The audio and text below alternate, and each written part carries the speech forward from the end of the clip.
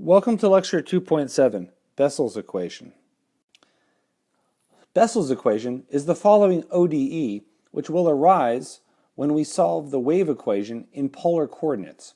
Now, the wave equation is a partial differential equation, so it measures the displacement of a string or a membrane that's vibrating based on position and time. So to solve this, we will separate the variables in position and variables in time.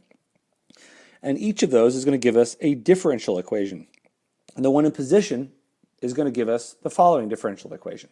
So to solve the wave equation in polar coordinates, we have to solve this thing first. So we will do that in this lecture, and then we will use that solution that we derived later in the class. Now, for the wave equation in polar coordinates, this nu here, this is a constant, that's an integer, a positive integer. Nu is Greek for n.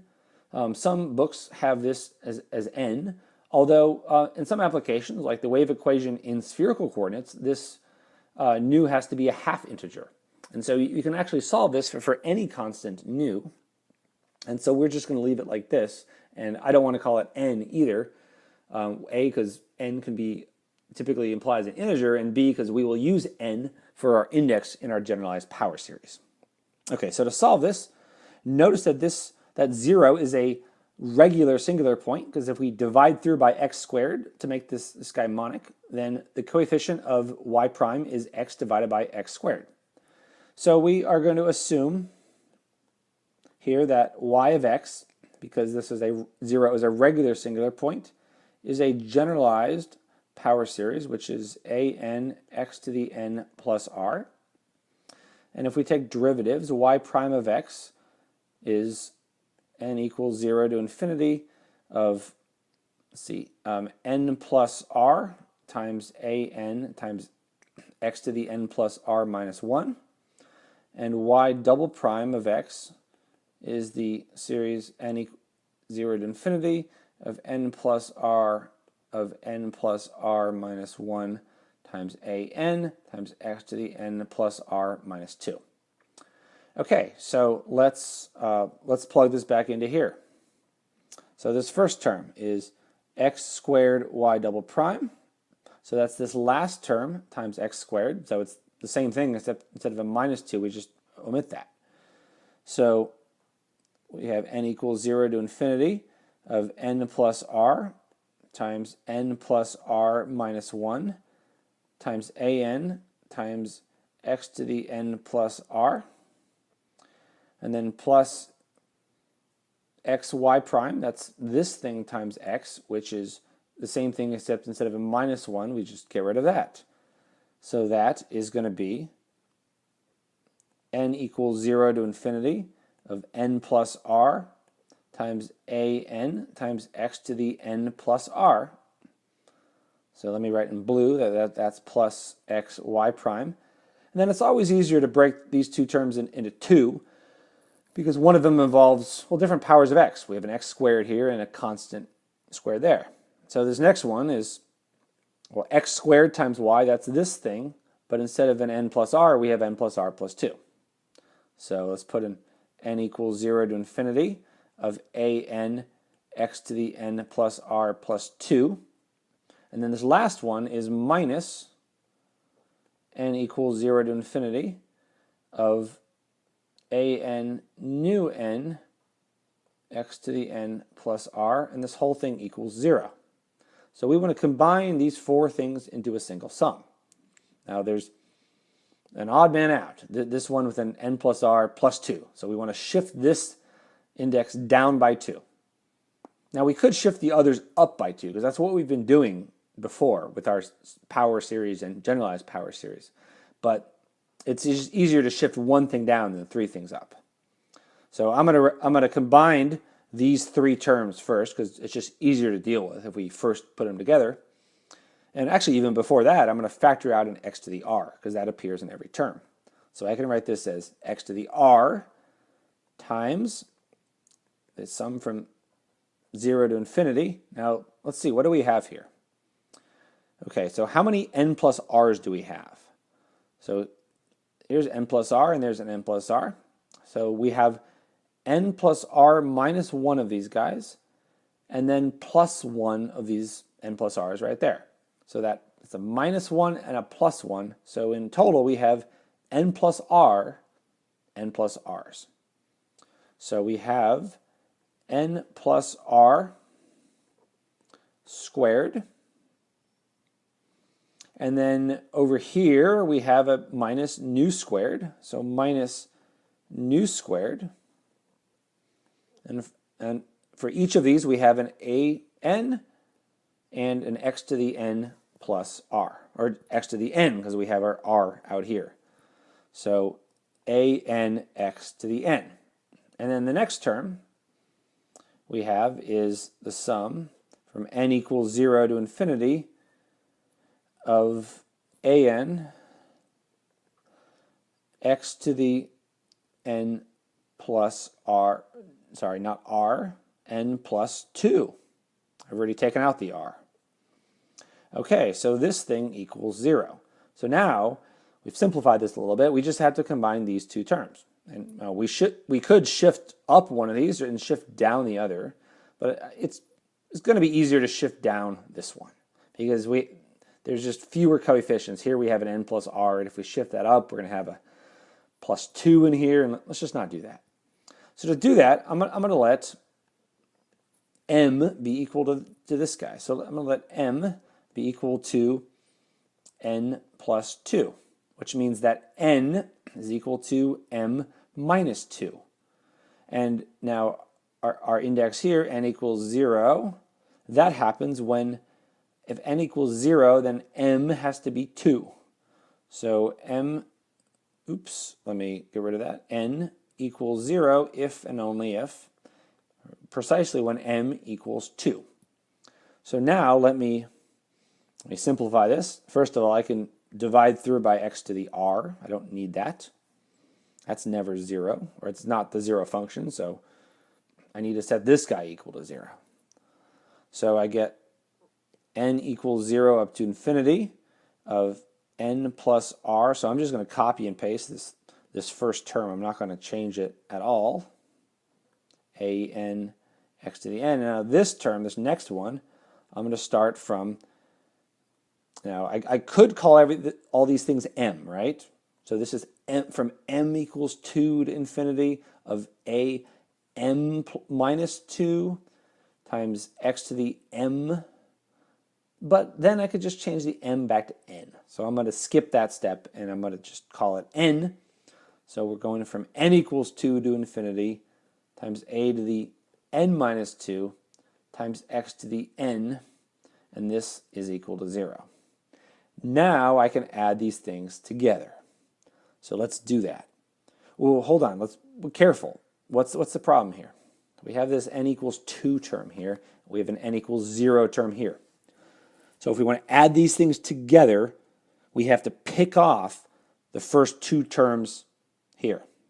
Remember we did that last time? If I want to refresh your memory, so if this is n equals 0 to infinity of, let's say, x to the n, I don't want to say 0 to infinity, let me say 4, plus n equals 2 to infinity of y to the n. Let's say 4. I don't know why I'm saying infinity. Let's make those 4. Well, this is equal to 1 plus x squared plus x cubed plus x to the 4th. And this y one starts at 2. So it's plus y squared plus y cubed plus y to the 4th. And if we add these things up, we have to just pick off these by themselves and say that's 1 plus x, but then we can add these together, n equals 2 to 4. I finally remembered that part, x to the n plus y to the n. Okay, so the moral is we have to pick off these first two terms. So let's do that. So this is equal to, so the n equals 0 term, let's do that first. So the n equals 0 term, it's r squared minus nu squared. So it's r squared minus nu squared times a naught times x to the 0. So it's just 1. So this is when, I'm going to say this is when n equals 0. Now let's do the a1 term. So let's say, so when the n equals 1 term. So when n equals 1, this is r plus 1. So now we have r plus 1 quantity squared minus nu squared times a1 times x. This is the n equals 1 term. And now we can add together what's remaining of these two sums and write plus n equals 2 to infinity of, let's see, so we have this, well, let's just combine them and see what happens. So we have n plus r squared minus nu squared times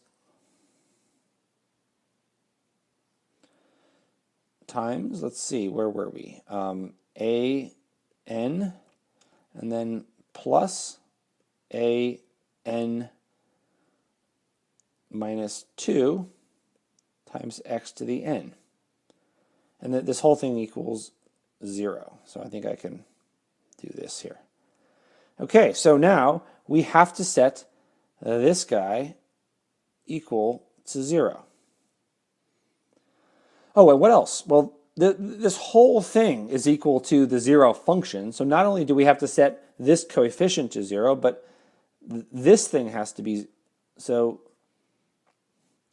each of these has to be equal to 0 as well. Each of these coefficients has to be 0. So let's see what we can say. So let's start with the first one. Well, a0 might be 0, might not be 0. But without loss of generality, if we have a generalized power series like this, that is going to have a lowest non-zero term, right? And let's just call a0 that lowest non-zero term. Because if this happened to be 0 and a1 were non-zero, we could just re-Christian that and just declare that to be a0. So let's just assume that a0 is non-zero. So I'm going to add that up here. a0 is non-equal to 0. We can't always do this with a power series, but because we have this mysterious x to the r outside, even if the n equals first term is the lowest non-zero term, we could just bump up r by 1. So we're assuming that a0 is non-zero.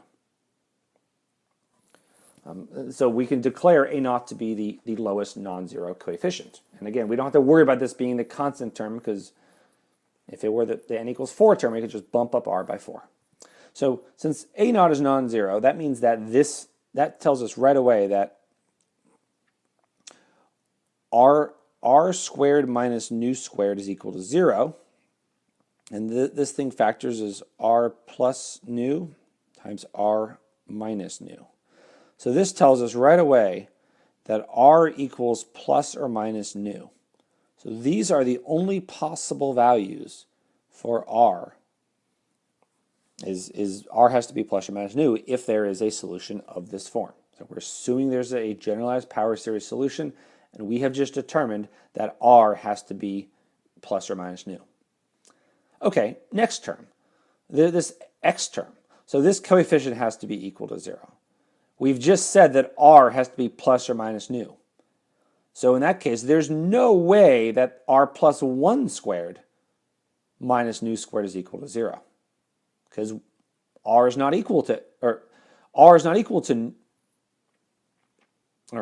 1 squared is not equal to nu squared. R squared is equal to nu squared. So this thing is not equal to 0. Definitely not. So that tells us that a1 has to be equal to 0. So that tells us that a1 has to be equal to 0. So for whatever the smallest non-zero coefficient is, the next one has to be equal to 0. And this last one, that gives us the recurrence relation. This is going to tell us that if we set that equal to 0, an has to be negative 1 times n plus r quantity squared minus nu squared times an minus 2.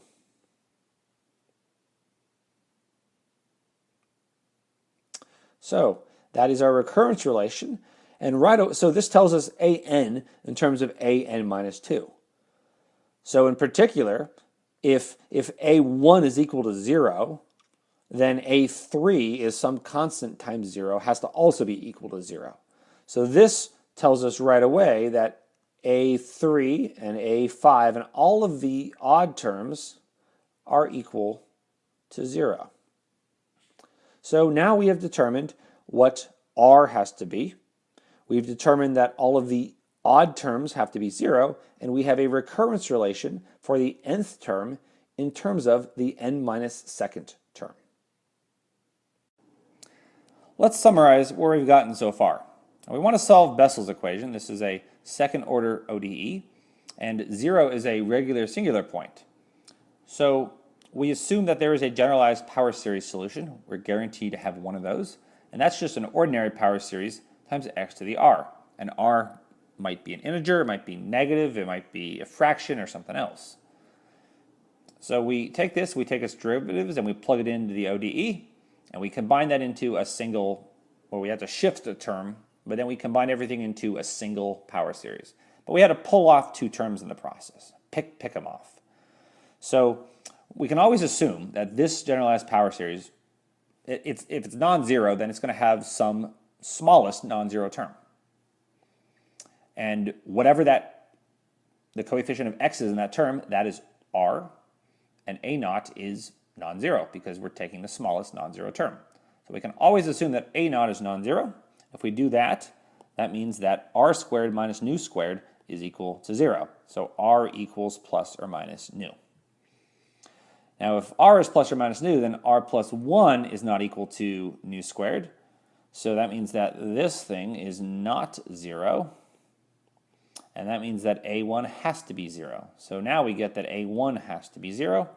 And finally we get this recurrence, which says that an equals negative 1 over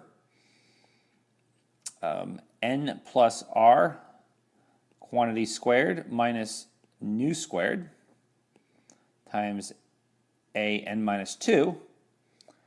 And, well, we're going to do these two things separately. R is plus or minus nu. We're actually only going to do plus nu, now that I think of it, because it's not at all obvious. But these two power series solutions for plus nu and minus nu are actually are literally dependent. Not at all obvious, but I will make that argument later. Okay, so this is the recurrence for an. And so if r equals nu, let's write out what this simplifies to. So let's see. See if we can do this without writing down too much. So in the bottom of the fraction, we have n squared. Heck, let's just do it to be, so we don't miss anything. So negative 1 on top, an minus 2 here, and in the bottom we have an n squared plus 2 nr, and r is equal to nu, plus nu squared minus nu squared. So we get some cancellation here. And so what we get is we get that an equals negative 1 over 2n nu plus n squared, an minus 2. So this is going to be our recurrence relation. Let's compute a few terms for this. So a naught is non-zero. So a naught could be anything. We can literally pick a naught to be anything, and we get a generalized power series solution for this. So let's pick a nice convenient term for a naught, so everything else, or so we get a nice formula for an. Now in the past when we've done this, we've just set a naught to be 1, right? And that makes things easier. I'm going to pull a trick up my sleeve and do something differently. I'm going to set a naught. This is not something you would ever come up with on your own, but this is the sort of thing that when you play around with this for days in a row and you tweak the formulas, you realize this thing works out nicer. So I'm going to say, let's let a naught be 2 to the nu times nu factorial. Not at all clear why we're doing that, but bear with me. So let's compute a few of the a few of the smallest terms. So when n equals 2, we have that a2 is equal to, let's use this formula, we get 1 over 4 nu plus 4. So we get negative 1 over 4 nu plus 4 times a naught. And now I'm going to plug a naught in for, or I'm going to plug that formula in for a naught. And let's see what we get. We get minus, let's be careful here, it's easy to make a mistake, 1 over 4 times nu plus 1 times 1 over 2 to the nu times nu factorial. And then I'm going to write this as negative 1 out in front. And then there's going to be I'm going to put a 1/2 here. How many 1/2s do we have? Well, we have, see, we have a 1/2 squared right here. That's the 1/4. But we also have a 1/2 to the nu right there. So I'm going to write this as a 1/2 plus nu plus 2. And then what do we have left over? We have a fraction. We have 1 over, let's see, we have a nu factorial here and a nu plus 1. So together, that's going to be nu plus 1 factorial. Now let me say something. I've been saying, so here I've said factorial, and that kind of implies that nu is an integer. And I haven't actually explicitly said that here. I've said r is plus or minus nu.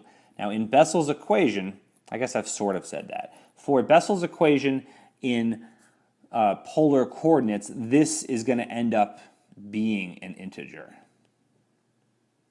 But in other applications like spherical coordinates, this ends up being things like a half integer. But fortunately, you may or may not have heard of this, there is something called the gamma function, which is an analytic, analytic continuation of the factorial. There's a way to define the factorial function, not just for the integers, but for all positive numbers. But that's nothing we have to worry about here. For now, just assume that nu is indeed an integer. So we do that, we get this nice formula for a2. Now I'm going to make it even more complicated. I'm going to put a 1 factorial here, just because I have a little bit of foresight as to what's going to come. Because I have notes, I know what's coming next. It's not something you would do on your own.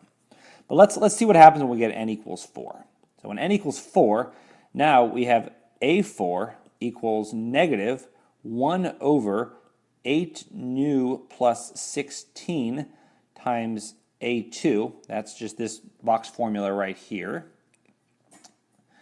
And now, what is that? That is, let's see, so we got to put this guy in for a2. So if we do that, we get, let's see, what do we get? So first of all, we get a positive 1, and then let's factor out the 8. So we get 1 over 8 times nu plus 2, and then what comes next? So we have a 1/2 times a nu plus 2, and then we have this, let's just stick everything else right here, 1 factorial times nu plus 1 factorial. And now let's see how to simplify this. So this is negative 1 squared.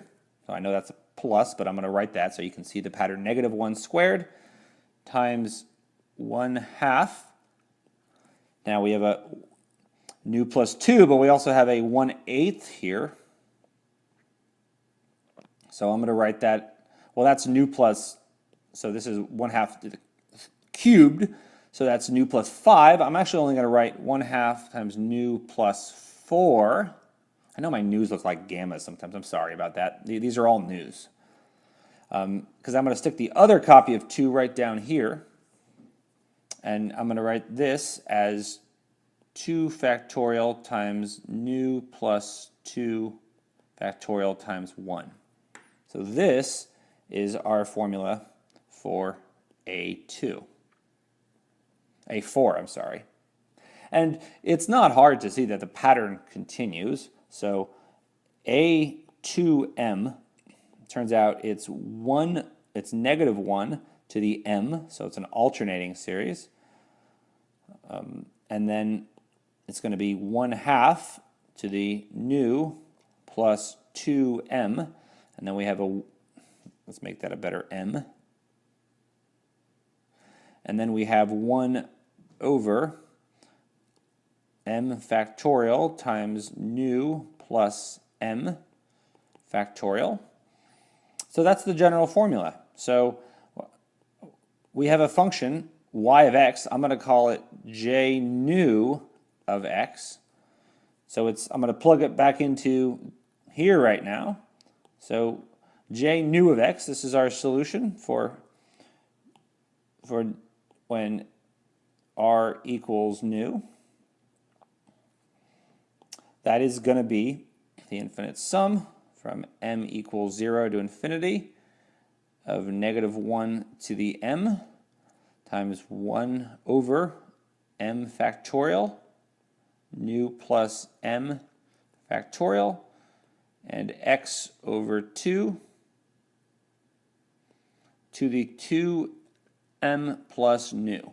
So this is called the Bessel function of order or degree nu.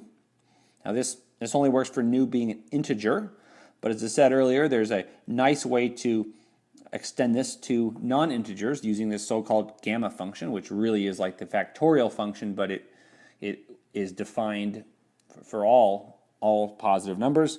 We won't get into that. It's not that outside of the scope of the class for this lecture, but this is one solution. Now we could do the same thing for r equals negative nu. Well, almost. We have a problem because you don't have this factorial business defined for negative numbers. But there is a way to get around that. But if you do get around that, it's not at all obvious, but it does not actually give you another solution. It gives you a scalar multiple of the original solution. Again, not at all clear, but I will hopefully convince you of that on the next slide. Yeah, so this is one solution, and any scalar multiple of this is a solution. And let me show you what these things look like on the next slide, if you graph them. So here is that function again, j nu of x. This is called a Bessel function of the first kind, and there's one of these for each nu. So it's called the nth Bessel. Sounds weird. If it's an integer n, we call it the nth Bessel function of the first kind. So here's that generalized power series again. And let me just write down what the 0th one is. So for nu equals 0, we get a generalized power series, which is negative 1 to the m.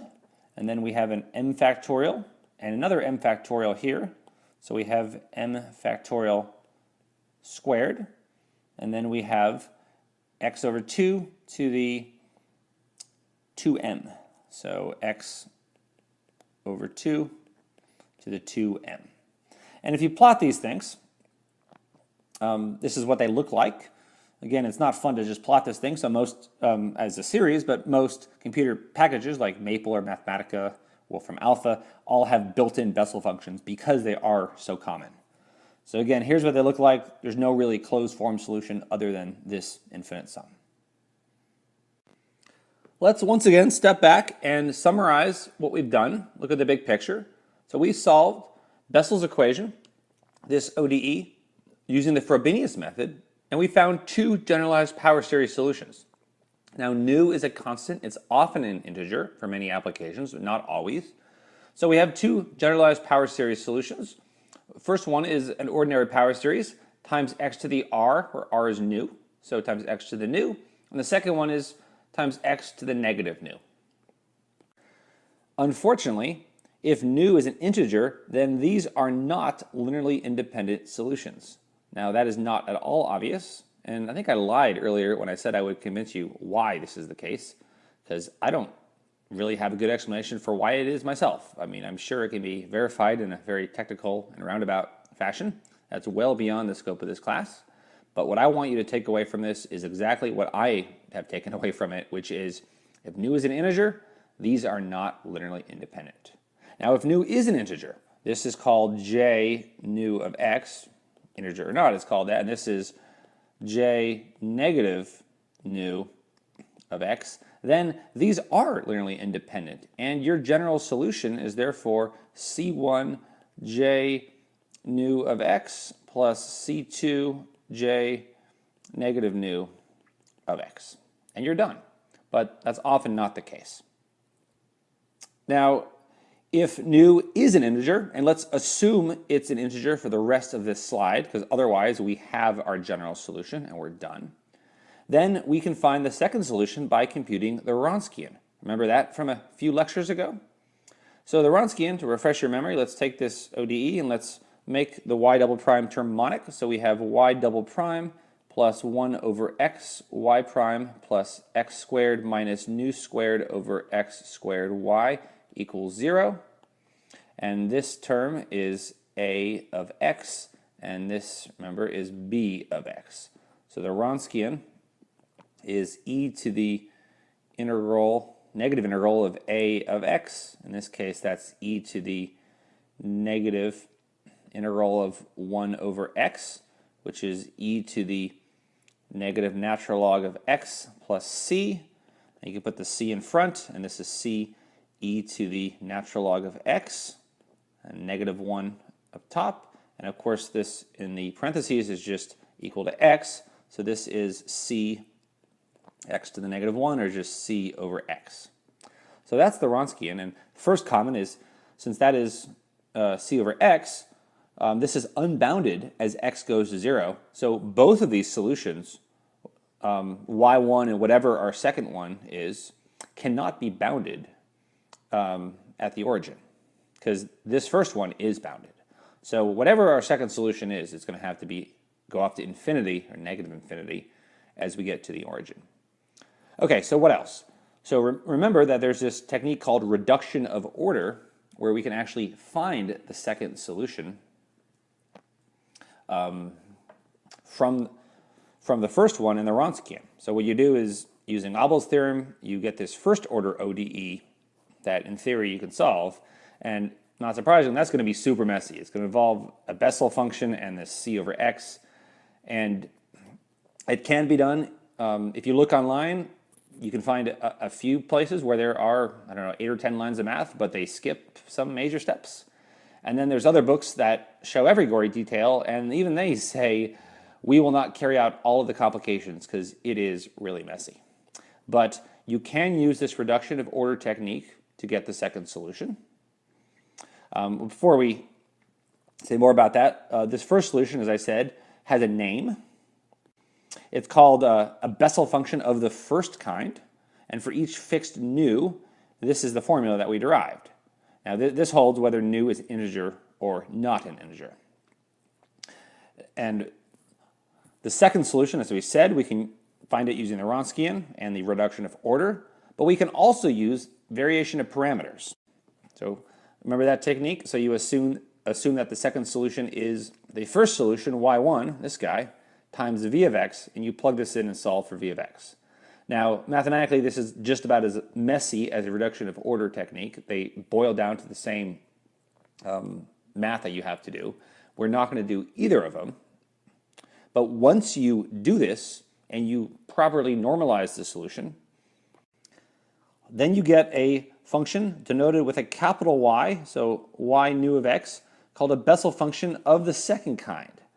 And that satisfies an even crazier relation. So there's no nice formula for this, like there's no nice formula for the Bessel function of the first kind for the j's, but this one is even messier. And there's a bunch of different ways you can write it. If you Google it, you'll see a whole bunch of different ways to write these y's. The simplest one is probably in terms of the regular Bessel functions. So it's this formula, j alpha of x cosine of alpha pi minus j negative alpha of x divided by sine of alpha pi. And, well, if nu is a non-integer, you can plug this in and everything is defined, and that's how y nu is defined. If nu is integer, then you'd be dividing by 0. So you can't do that, so you have to take a limit. And this limit does exist, also non-trivial. But this is This is the Bessel function of the second kind. This is a very common function. Both of these guys you don't really want to write out by hand, but they are so common that any mathematical software package like Wolfram Alpha, MATLAB, Mathematica, Maple, all of those are going to have these functions built in. Here's what the Bessel functions of the second kind look like if you plot them. So again, here are the formulas. They are defined in terms of the Bessel functions of the first kind, which are given by this formula. Now, these things are all unbounded at 0. They go off to negative infinity. So one reason why these are less common, or why the y's are less common than the j's, is because the biggest physical application of the Bessel functions they are solutions to the wave equation in polar coordinates. So picture a circular drum, something like this. You got drumsticks, and when you hit this, there are waves that. So the surface of the drum has waves going back and forth, but subject to the fact that the boundary of the drum does not move. So if you want to model the waves in this drum, these things are Bessel functions, or they are a superposition of Bessel functions. But they're clearly not Bessel functions of the second kind because these go off to negative infinity. So because of this natural boundary condition of the drum, the Bessel functions that come up in practice in this physical application are just the ones of the first kind.